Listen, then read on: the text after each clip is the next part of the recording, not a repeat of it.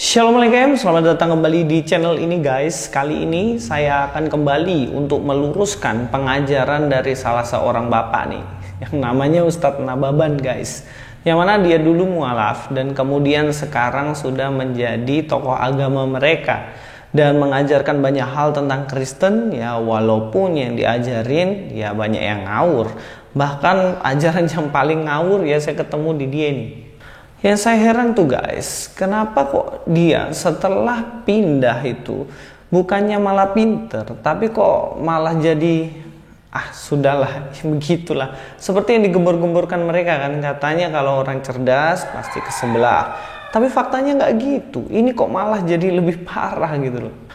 Ada beberapa pengajaran yang sebenarnya itu ngarang bebas dan bahkan cenderung ke halu seperti yang disampaikan oleh orang ini. Ajarannya adalah mengatakan bahwa Yesus seumur hidupnya melakukan pelarian, bahkan tinggal di gua-gua, sebab Yesus dikejar-kejar oleh seorang raja yang bernama Pontius Pilatus. Gak hanya itu, karangan bebasnya juga mengatakan bahwa Yesus dibawa mamanya untuk tinggal sampai besar di Yerusalem. Nah, daripada kita penasaran apa omongan dari orang ini, kita langsung nonton aja videonya. Kenapa? Karena Yesus sejak dia lahir sampai umur 33 tahun hingga diangkat ke langit, Nabi Isa itu tidak pernah menghirup udara bebas seperti kita. Dia tidak dipenjara, tapi tidak bebas. Dia selalu sembunyi di gua-gua. Kenapa? Karena Raja Pontius Pilatus waktu itu selalu mengejar-ngejar Yesus untuk dibunuh. Sejak dari awal proses kelahiran Nabi Isa saja, Nabi Isa sudah tidak aman. Waktu dia lahir dulu, rajanya bukan Pontius, tapi Raja Herodes. Raja Herodes bikin dekret. Setiap anak laki-laki yang berumur 2 tahun ke bawah dibunuh. Sama seperti dekret Fir'aun dulu. Maka waktu Yesus lahir, oleh ibunya Maria diungsikan kemana? Ke Mesir dulu, selama 2 tahun. Setelah 2 tahun di Mesir, ada berita Raja Herodes sudah mati, baru Isa kecil dibawa ke Yerusalem lagi. Tapi diasuh di mana? Dia sembunyi-sembunyi karena mau dibunuh. Penerusnya Raja Pontius Pilatus juga ganasnya minta ampun. Nah sejak itu Pak Bu, tidak pernah. Berdasarkan karangan bebasnya itu, saya akan membuat 4 poin untuk meluruskannya guys. Yang pertama, jika Yesus dikatakan hidup dari gua ke gua, dia melarikan diri karena dikejar oleh Raja Pontius Pilatus, jelas ini omongan yang orang tidak pernah baca Alkitab dan tidak pernah belajar. Kenapa? Sebab Yesus itu seumur hidupnya tidak melakukan pelarian, tidak lari ke gua-gua untuk bertahan hidup guys. Dalam Lukas 2 ayat 41-43 dikatakan tiap-tiap tahun orang tua Yesus pergi ke Yerusalem pada hari raya Paskah. Ketika Yesus telah berumur 12 tahun, pergilah mereka ke Yerusalem seperti yang lazim. Pada hari raya itu, sehabis hari perayaan itu, ketika mereka berjalan pulang, tinggallah Yesus di Yerusalem tanpa diketahui orang tuanya. Dari ayat itu udah jelas banget bahwa Yesus hidup bersama dengan orang tuanya. Dan ketika hidup dengan orang tuanya sampai ia besar, bahkan diceritakan di umurnya yang ke-12, Yesus diajak ke Yerusalem untuk memberikan persembahan kepada Tuhan. Tidak ada sama sekali dijelaskan di situ bahwa Yesus masuk ke gua satu, ke gua lain karena hidupnya nggak tenang dikejar-kejar, nggak ada sama sekali. Silakan teman-teman cek di referensi di Alkitab, banyak hal di situ teman-teman bisa baca baik-baik supaya tahu bener nih, nggak hanya dengar dari orang yang hanya bisa mengarang bebas itu, dan juga cek sendiri adakah di situ dijelaskan bahwa Yesus melarikan diri dari gua ke gua. Nggak ada, bahkan referensi lain pun nggak ada. Coba cari aja, nggak akan pernah ketemu, sebab itu hanyalah karangan semata. Kalau menurut saya mungkin orang ini bingung ya antara Yesus dengan Daud. Kalau Daud memang pernah melakukan pelarian sebab dia dikejar oleh Raja Saul untuk membunuh Daud ya, dan Daud melarikan diri bahkan ke gua-gua untuk apa? Untuk lepas dari pembunuhan Saul. Tapi ini bukan kisah dari Tuhan Yesus. Jangan ketukar-tukar gitu loh. Di poin pertama ini kesimpulannya adalah Yesus bukan pelarian dari gua ke gua. Bahkan dia di umurnya yang ke-30 tahun pun ketika mulai pelayanan dia berhadapan dengan orang-orang Yahudi di muka umum di kota Yerusalem dimanapun ia berada. Hal kedua yang ingin saya luruskan adalah statementnya yang mengatakan bahwa Pontius Pilatus adalah seorang raja. Dia selalu sembunyi di gua-gua. Kenapa? Karena Raja Pontius Pilatus waktu itu selalu mengejar-ngejar Yesus untuk dibunuh. Guys, gini loh, kita semuanya pasti tahu bahwa Pontius Pilatus itu bukanlah raja. Pada zaman itu yang raja siapa ya? Herodes gitu.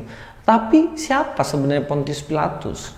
Lukas 3 ayat 1, dalam tahun ke-15 dari pemerintahan Kaisar Tiberius, ketika Pontius Pilatus menjadi wali negeri Yudea dan Herodes raja wilayah Galilea, Filipus saudaranya raja wilayah Uteria dan Trakonitis, dan Lisanias raja wilayah Abilene. Di situ teman-teman diungkapkan secara jelas bahwa Pontius Pilatus bukanlah raja tapi wali negeri. Lah ini kok orang ini, Pak Nababan ini bisa mengatakan bahwa Pontius Pilatus itu raja dengan sangat pedenya. Dan hal ini kekeliruan sejarah yang begitu konyol guys.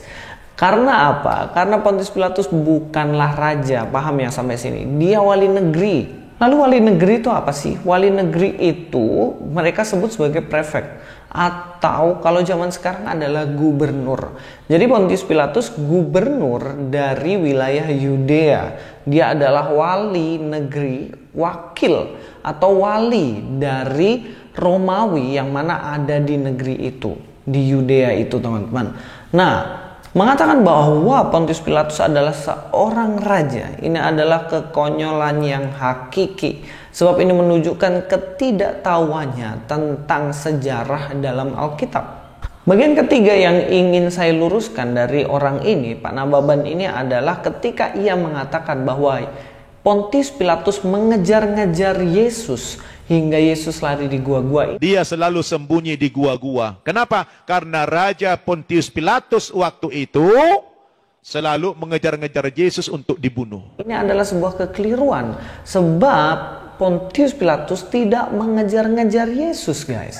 Pontius Pilatus adalah wali negeri yang menjadi wakil dari pemerintahan Romawi yang ada di Yudea, yang mana ia mewakili untuk mengadili Yesus. Sebab pada waktu itu orang-orang Yahudi meminta supaya Yesus ini disalibkan. Ya, Pontius Pilatus menjadi seorang pengadil di situ sebagai seorang gubernur. Tetapi dia tidak mengejar-ngejar Yesus umur hidup Yesus sampai ia tinggal di gua-gua. Enggak ada, no besar, enggak ada sama sekali guys.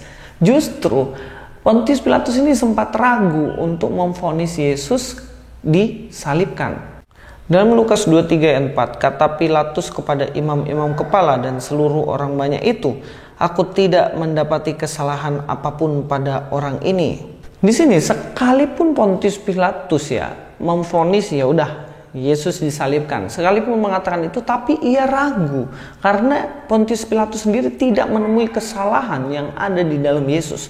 Cuman karena orang-orang Yahudi pemuka agama itu mendesak Pontius Pilatus, terus-menerus mendesak, dan Pontius Pilatus mau mengambil hati mereka, jadilah Yesus divonis salib.